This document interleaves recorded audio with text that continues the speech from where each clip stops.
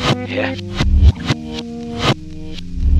Hey, I ride around in your car, I put my weed in your blunt. I am the sky to your star, I am the end of your month. You are the start of my day, you brought the smile from my face. I see the world from your eyes, you pull the thought from my side.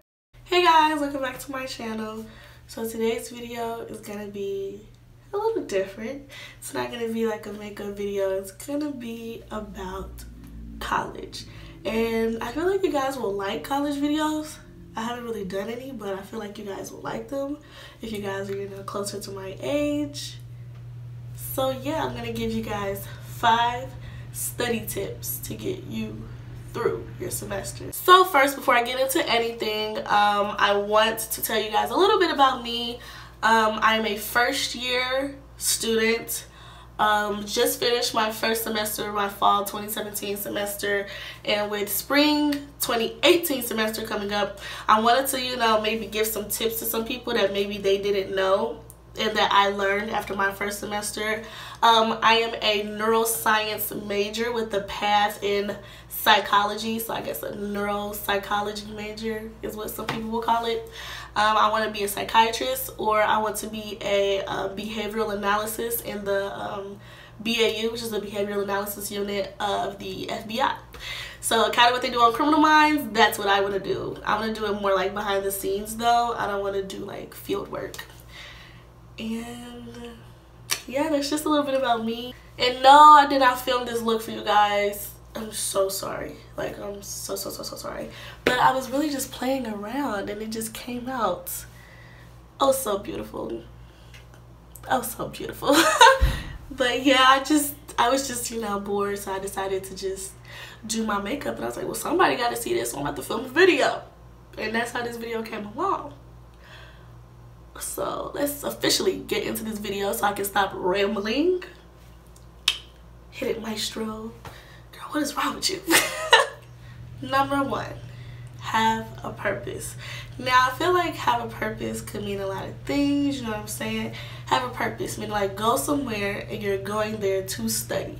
Usually if you go somewhere to study, you're gonna study, like the library. Let's say I'm going to the library, my purpose is to study a subject or study something or work on something. Then I'm most likely gonna work on it because that's what I'm there to do, you know what I'm saying? It's different from just sitting in like your room, you know what I'm talking about? Like if you were just going in your room, you do a lot of things in your room. You sleep, you watch YouTube videos like this one, you do a lot of things. So if you go somewhere that is primarily for studying, you're most likely going to study. Number 2, no cards or flashcards. Now I have this thing I got from my bookstore, my school's bookstore, and it's like a little case. So it has 2 snaps. You open it, it has like little like tabs in here, and then right here in the front it has little things to where you can like customize the tabs maybe for different subjects or whatever.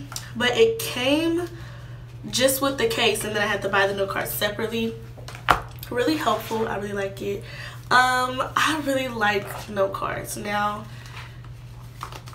I like note cards because it helps a lot with memorization, so it's most likely going to be helpful for like vocabulary. So since I'm a neuroscience major, as you guys know, it helps me a lot through biology and chemistry, but mostly biology because there's a lot of vocabulary you need to know for that class. So what I would do was, obviously you guys know how to do note cards. I would do like the word on the front. Where am I? I grabbed the wrong set, girl. I grabbed the blank ones. Hold on, y'all probably like, girl, you don't be doing no studying. I promise, I do. Okay, so you grab like, you do like the word on the front, obviously. And what I like to do is, we could talk about for like mitosis, meiosis, stuff like that, because basic biology knowledge. So I would have a note card, right? And then I will put like things on the note card on the back that I needed to know, and I would either have somebody quiz me, or writing down things helps you with memorization. So when you write them down, you're most likely to retain that information. So let's say this one is for metaphase, right? Yeah, metaphase. And on the back, I would put like bullet points, and then I would draw what that looked like. That helped me associate metaphase, you know, with a picture, which also helped me memorize it in my head.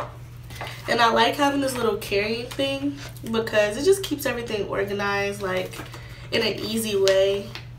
And then it snaps closed, and it's cute, and it's pink, you know? I like it. Number 3, test yourself. Test yourself. Now, testing yourself, I like to use Khan Academy. It's free. It's amazing. It has mostly every topic on a certain subject that you can learn about. So you can learn about it first through videos and reading, and then you can take a test on it after you get done. It is amazing, you guys. Like, it helped me so much. Like, I say like a lot, I'm sorry. But it helped me so much through like just remembering things. Testing yourself helps because let's say you think you know a subject and you test yourself on it and you get all of it wrong, right? Obviously you don't know that topic as well as you thought you did. So testing yourself really helps you realize, like, do I know this topic or do I not? Quizlet is another alternative. I know a lot of people use Quizlet. I personally do not like Quizlet. For my own personal reasons, that's just the way I learn, but I know a lot of people do like Quizlet, so you can try Quizlet, Khan Academy. I recommend Khan Academy. Quizlet does have flashcards, so you don't have to make your own flashcards, but like I said, writing them down yourself helps you remember them, and so looking up the information to write it down helps it all, you know, retain in your brain. Also, retention after 24 hours. 75% of information is retained after 24 hours if you learn by doing. So if you do something, meaning like testing yourself or writing it down, that's 75% of the information. If you do it, then you retain it after 24 hours. Does that make sense? Hope so. Number 4, I like this for my visual learners because I'm a visual learner more than an audible learner. So I say draw it out on a big canvas. In my library, in my library at my school, we have whiteboards and like dry erase markers just around. They're like huge whiteboards on wheels, and you can, like, you know, move them to wherever you need to, and you can just write it out, like just start drawing everything together. I like to think of things, my biology teacher taught me this, shout out to Kinkle, but I like to think of things like a story, especially with biology. Everything builds and builds and builds and builds and builds on top of each other. So making things like a story helps you remember it. So let's say you're learning about shoot, I have to think of a topic. Let's say you're learning about, okay, let's say you're learning about like the organelles in a cell, right? Let's talk about the mitochondria. So the mitochondria, everybody knows mitochondria equals powerhouse of the cell, right? Basic biology knowledge. So then you go deeper into that, you build on it. So build on that. Okay, the powerhouse of the cell. What happens in the mitochondria? Well, mitochondria, cellular respiration happens in mitochondria. Then you build on top of that. What is cellular respiration? So you get into aerobic respiration, anaerobic respiration, and that, you know, helps you remember like glycolysis, things like that. So it helps you build. So since you started here at mitochondria and you build on top of it, it's a story. So it helps you remember and thinking about, oh, powerhouse of the cell. Of course it's the powerhouse because it's cellular respiration. You need to breathe. You know what I'm saying? You need to respire. You need to stay alive. You need to do cellular respiration. So to do that, you need your mitochondria, which is why it's the powerhouse of your cell. You get it? So all of it is just kind of like builds, builds, builds. Drawing things out helps you really picture it. It's like a picture. It's actual visual story. You get to see it. And if you draw it on a big scale, it's better than drawing it on a little paper for me, because then I get to see it bigger, like a movie. It's like a picture in your head. Like, I don't know how to describe it, but that's kind of how I think of it. Number 5, the 5th and final study tip. Teach it to someone. You ever realize that teachers have a degree for a reason? teachers are teaching it to you because they know it. If you are teaching it to somebody, that means you know the ins and outs of that subject, because any question they ask you about that subject, you can answer if you're teaching it well. If you teach it to somebody else, it'll help you validate and remember the information, because you have to, you know, go back in your archives, think like, dang, what is that? You know, when people ask you, people who are learning things ask you questions, it makes you think back, like back to things you probably forgot. It makes you think back like, ooh, what was that? And if you teach somebody correctly, then you know that information. Retention of info after 24 hours is 90% effective. 90% of information is retained after 24 hours if you teach it to someone else. Isn't that crazy? Like, it really blew my mind when I realized that. Like, I was like, yo, what is this? You know what I'm saying?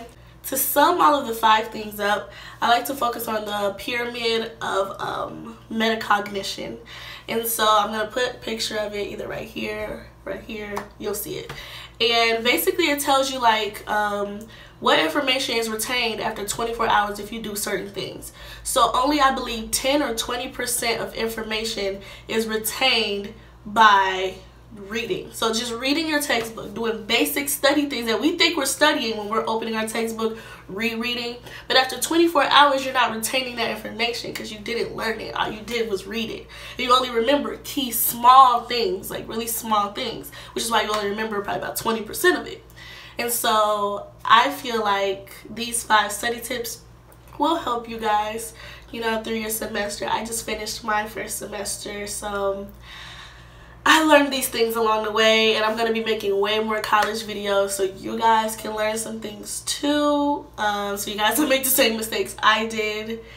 And yeah, so that's just my little advice. Guys, those are my 5 study tips to get you through at least your first semester, because that's all I finished.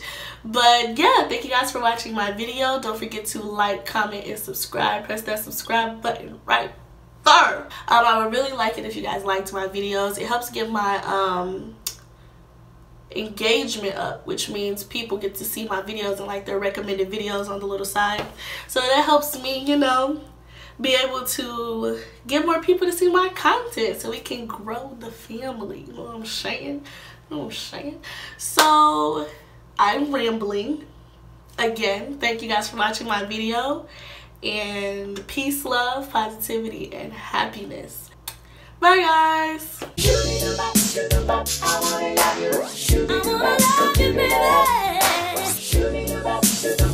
wanna love you, baby.